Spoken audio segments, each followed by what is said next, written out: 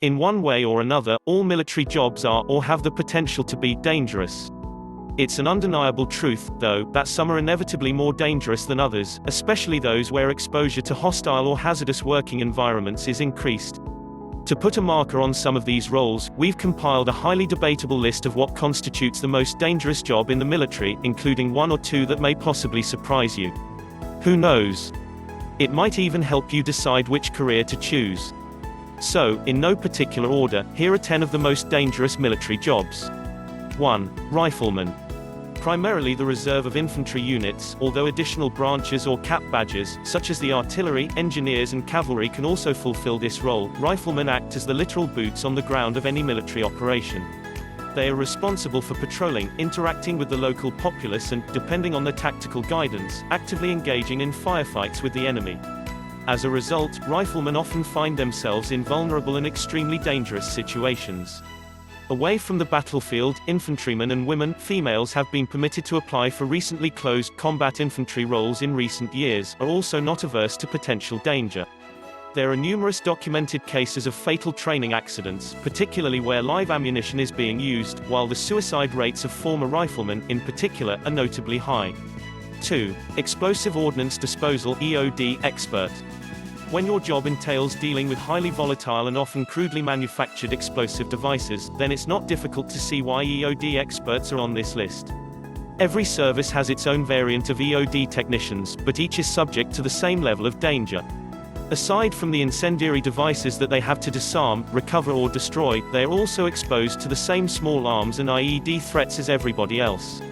As Chris Hunter outlines in his seminal account of life as an ATO in Iraq in 8 Lives Down, bomb disposal experts are also specifically targeted by bombmakers who study their methods and strategies and look for potential weaknesses.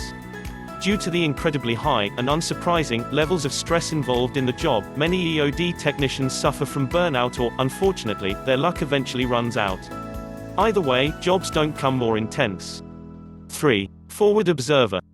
Known by various titles depending on the branch and service, forward observers, or pathfinders, are tasked, as their title suggests, with going into hostile territory and identifying targets, locations and intelligence for use in operations. Unsurprisingly, it's a role that carries considerable risk. Not only is there a complete lack of combat support, but there are also no supply lines, and things can go very wrong very quickly if caught. Forward observers are, therefore, highly trained and independent, and subject to a notorious selection process, with only a select few being deemed qualified for the task. 4. Cavalry Scout Reconnaissance. In a similar vein to forward observers, cavalry scouts and recon units tread uncharted ground when it comes to conflict zones. They are usually at the tip of any advance and, therefore, meet the brunt of whatever resistance is lying in wait for them. Aside from the obvious immediate danger that this role presents, recon units often spend extended amounts of time at the sharp end without any relief. For example, the 1st Reconnaissance Battalion of the United States Marine Corps, immortalized in Evan Wright's Generation Kill, spent 3 months as the spearhead unit during the 2003 invasion of Iraq. This constant need to be on high alert can lead to all kinds of issues, requiring recon soldiers to demonstrate extreme physical and mental endurance. 5. Combat Medic Corpsman. In combat, some jobs are dangerous based on the value attached to them by the enemy. Combat medics, who patrol alongside riflemen, definitely fall into this category. It's dangerous enough to expose yourself to small arms fire and IEDs when rushing to treat a wounded colleague, but when you've got a target on your back, attached by enemy fighters who understand the psychological effects of taking out the only immediate means of life-saving treatment, then things get a whole lot scarier. Despite being protected as non-combatants under the Geneva Convention, medics have been targeted by enemy soldiers for this reason since World War II, making it one of the most dangerous jobs in the Army. 6. Driver. It's a long-established truth of war that an army is only as capable as the supply lines which feed it, therefore, vehicle convoys are an attractive and relatively easy target for enemy fighters. Drivers, referred to in the US military as 88 mics, or, rather more dryly, as 88 mistakes, often bear the brunt of deadly roadside IEDs. Drivers, of course, are also responsible for navigating armored personnel vehicles (APCs) on patrol. This can be a tricky job at the best of times, but even more so when things go wrong, and a swift exit is required. Johnson Bahari, an APC driver with the British Army, was awarded the Victoria Cross for twice leading his convoy out of ambushes in Iraq, demonstrating the levels of danger involved. 7. Pararescue Winchman. Most services have a variant of the Aviation Survival Technician, although the UK has no recognised equivalent of the US's acclaimed Air Force Pararescue branch.